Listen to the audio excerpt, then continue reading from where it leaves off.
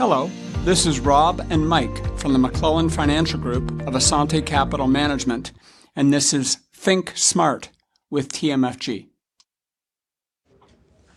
Mike, we finally get a chance to catch up. Yeah. You've had quite the journey. You were in Hawaii and then down at the Asante conference in Orlando, and we are here right now in Charlotte, North Carolina. Yeah, beautiful place. It's somewhere I've never been to before.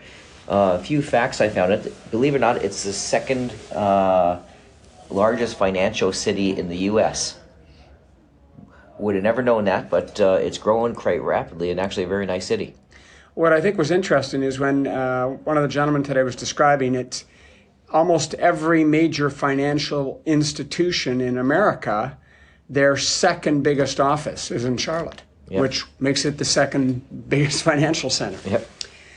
So this is Dimensional's newest office in the country in Charlotte. They had a small location here a few years ago, and they built this beautiful new space. It also marks 30 years that they have been working with financial advisors. The firm has been around longer than 30 years, but before that they were working with institutions. So this is 30 years of working with financial advisors. And I think back to, I've been coming to this conference for 15 years now, and I think back to what it was like initially versus what it's like today. It's pretty amazing.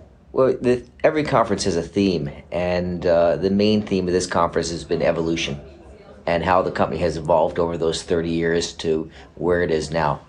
And a lot of the pieces we listened to were on how they've advanced, what they've done, why they do it. We always talk about the why, and DFA has a great why, and they always have to keep improving. Talk about some of the changes you've seen.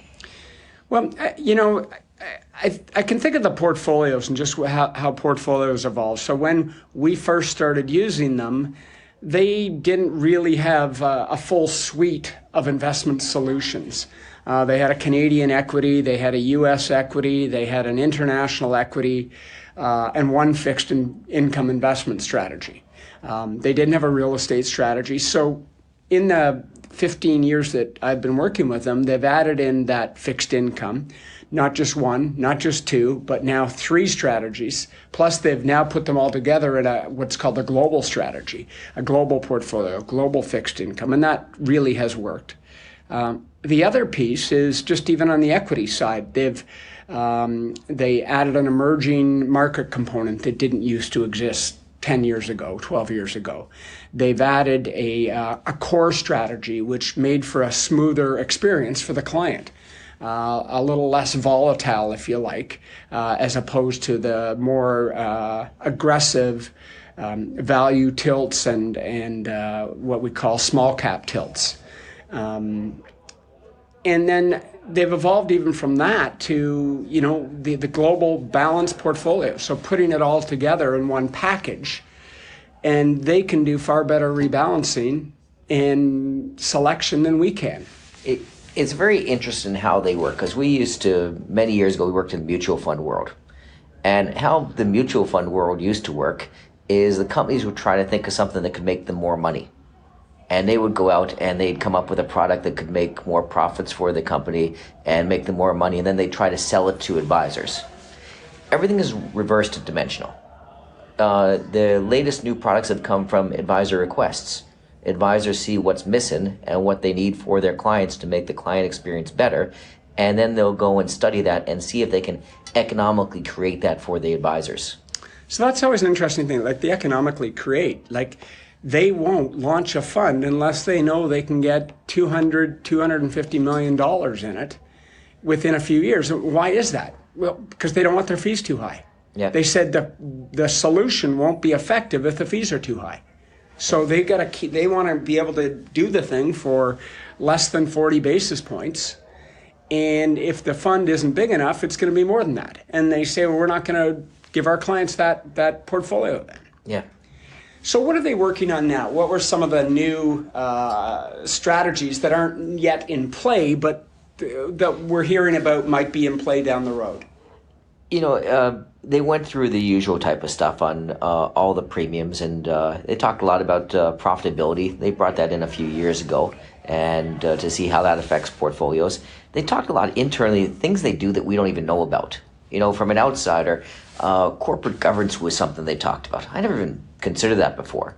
But when you own 10,000 stocks, you're actually shareholders in these 10,000 companies. And what are you going to do to try to make those companies do better? And they have a whole corporate governance committee that works on voting to make sure it's in the shareholders' best interest in every corporate situation. It's from takeovers to dividend payouts to everything like that. So that's some stuff I didn't know was as involved as it is.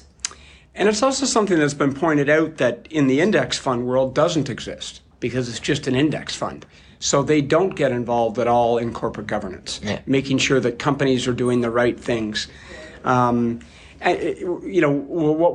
the things they get involved in?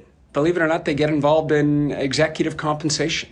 Yep. I think it was the number one thing that they get involved in, where if they see the executives are taking too much money, they let the firm know they're not happy with that. Yeah, they gave one instance where they said there was a company was doing a lot of acquisitions and mergers, and said they kept on losing. Every time they do an acquisition, they watch the stock price fall.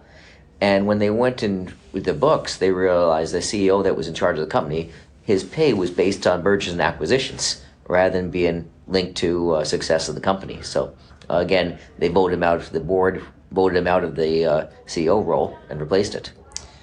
The other thing that I think is neat about what I've seen is as they have grown as a company, they've been able to provide us, the advisor, who they view as the client, with more and more resources to do a better job for our clients.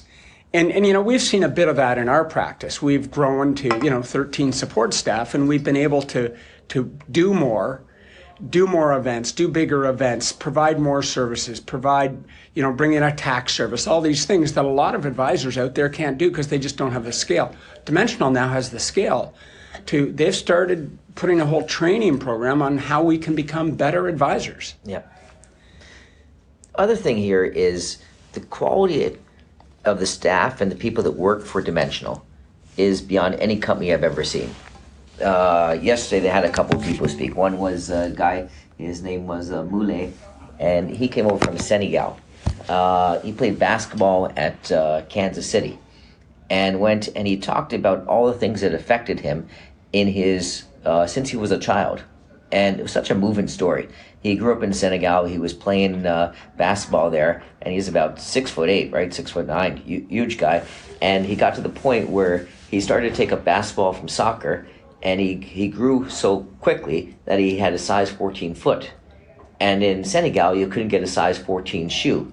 And he quit basketball because he couldn't get shoes. He says the blisters on his feet were so tough every night, he had to stop because they didn't have a size 14 shoe. So he wouldn't play every day because his feet hurt so much, so he'd have to take days off just to let his feet heal because he was playing in his bare feet.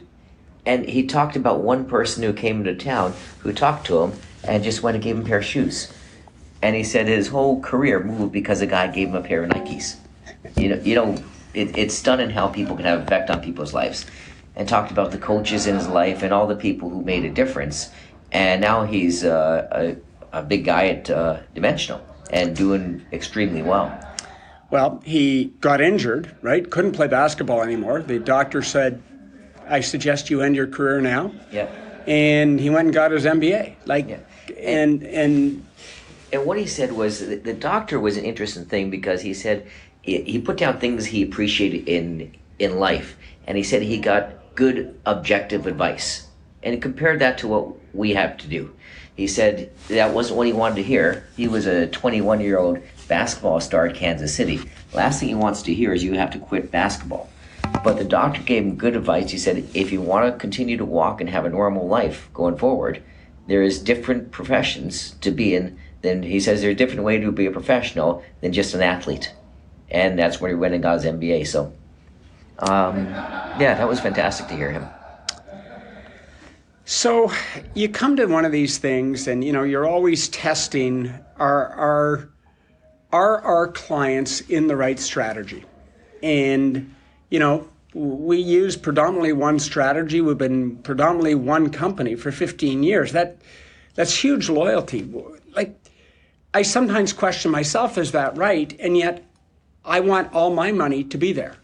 Yep. And so if I want all my money to be there, why wouldn't I want all my clients' money to be there? I've never seen a company so determined to do the right thing. Everything they do is for the client's benefit. Even as you're saying, introduce new funds. They've been talking about the new environmentally sensitive funds.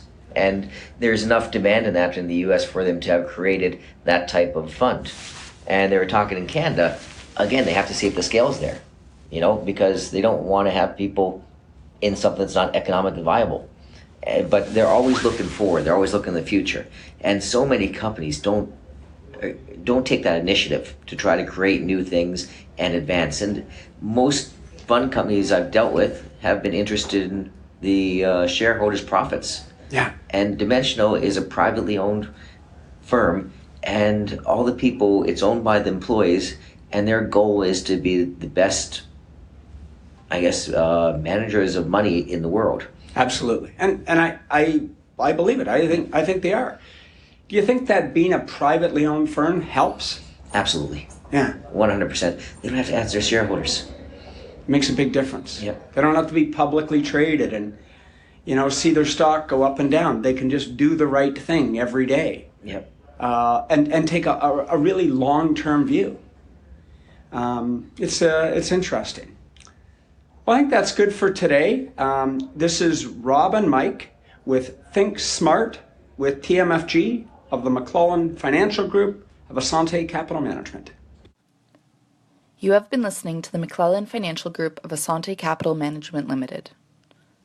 Asante Capital Management Limited is a member of the Canadian Investor Protection Fund and Investment Industry Regulatory Organization of Canada. Insurance products and services are provided through Asante Estate and Insurance Services Incorporated.